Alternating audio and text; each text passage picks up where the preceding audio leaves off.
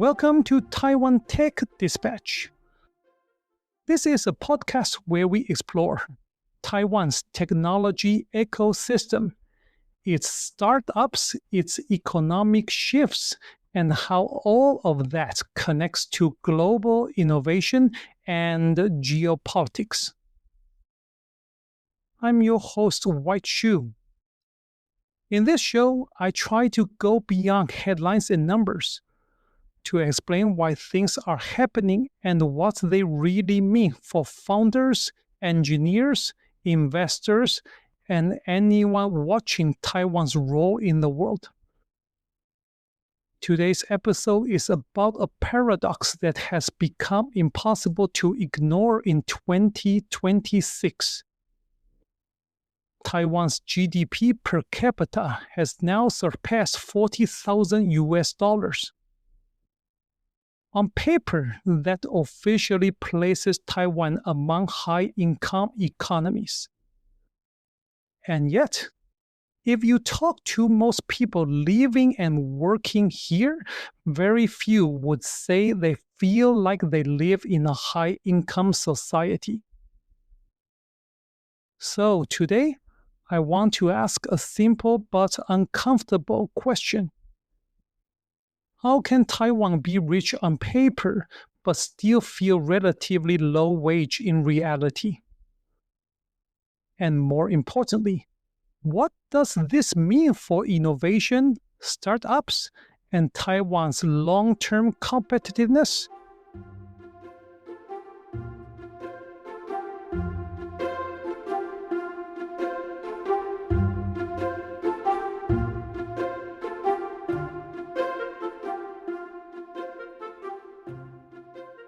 Chapter 1. Taiwan has crossed 40,000 USD GDP per capita. Why doesn't it feel like it? As of 2026, Taiwan has clearly crossed the $40,000 GDP per capita threshold. This puts Taiwan in the same statistical category as countries like Japan, South Korea, and parts of Western Europe. From a macroeconomic perspective, this is a historic milestone. But here's the disconnect. Median wages in Taiwan remain relatively modest. Real wage growth has lagged behind GDP growth for decades. And the living costs, especially housing in Taipei and Hsinchu, continue to rise. So what we see is this. National prosperity has increased, but household income has not kept pace. GDP has grown fast. Wages have not. And this gap isn't accidental, it's structural.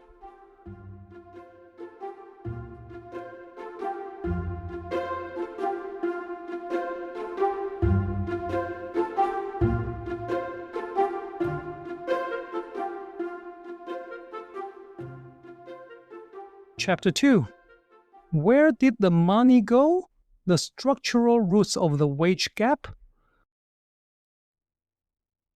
To understand this paradox, we need to look at how Taiwan generates its GDP. Taiwan's economy is export-driven, manufacturing-heavy, and dominated by hardware, semiconductors, and OEM and ODM business models. These industries are incredibly productive. They generate enormous value per worker. That efficiency pushes GDP up very quickly. But here's the key point. High productivity does not automatically mean high wage distribution. Over time, capital returns grew faster than labor income. Corporate profits expanded. Retained earnings increased. Meanwhile, labor's share of GDP declined. So even as the economic pie got bigger, the slice going to average workers did not grow proportionally. This is why Taiwan can look wealthy in international rankings, while many people on the ground still feel financially constrained.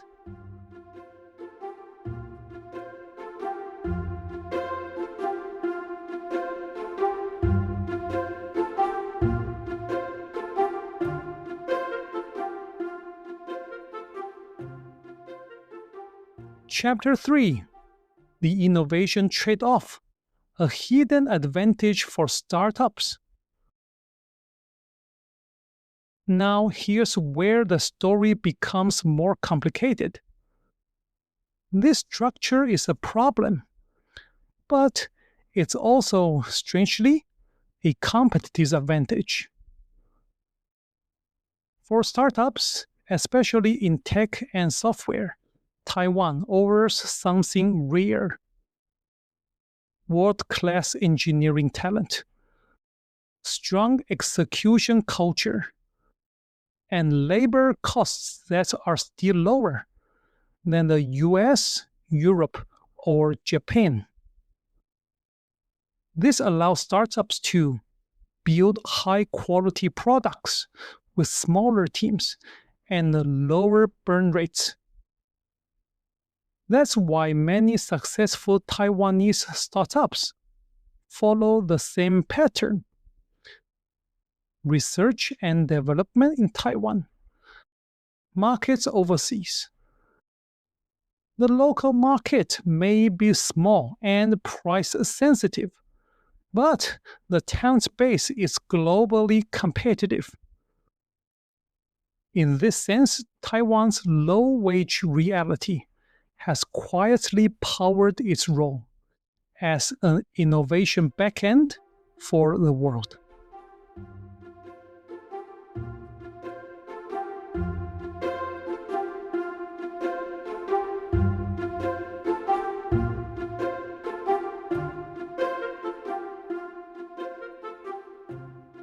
Chapter 4: The Downside, Brain Drain and the Innovation Ceiling.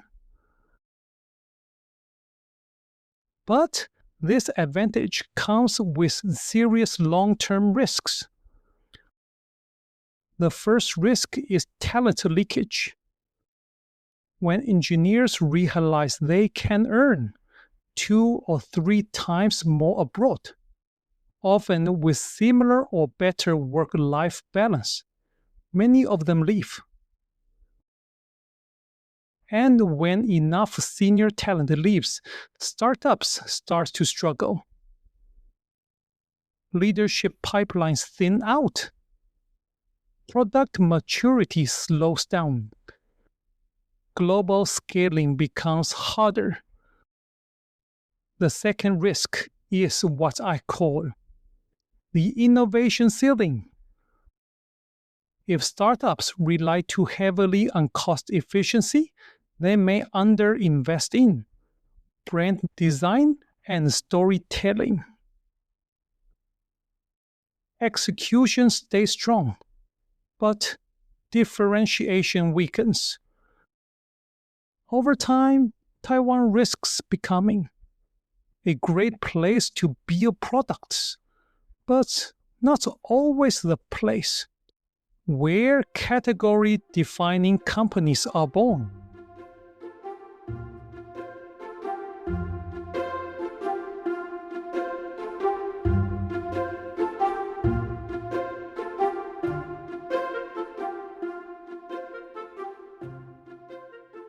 Chapter 5: From Cost Advantage to Value Advantage. So, how does Taiwan move forward from here? For policymakers, the focus should be on expanding real demand, strengthen domestic adoption of digital and AI solutions, use government procurement to support local SaaS and platforms, position Taiwan not just as a manufacturing hub, but as Asia's R&D and innovation center. For founders and companies, the message is clear. Think global from day one. Price for international markets, not local affordability. Use equity, not just salary, to retain talent. And invest in narrative, brand, and category leadership. The goal is simple but difficult. Convert cost efficiency into value creation. Convert execution strength into global influence.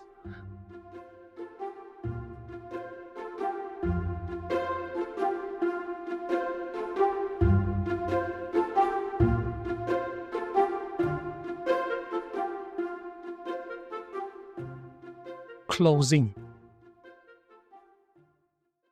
Taiwan crossing $40,000 in GDP per capita is a milestone worth celebrating. But it also forces a deeper question. Do we want to remain a highly efficient beacon for global innovation? Or do we want to become a place where global innovation is defined? This paradox, high GDP, low wages, is not just an economic issue. It's an innovation identity challenge.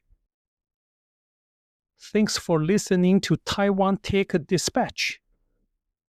If you found this episode useful, consider subscribing for more deep dives on Taiwan, startups, and global tech strategy.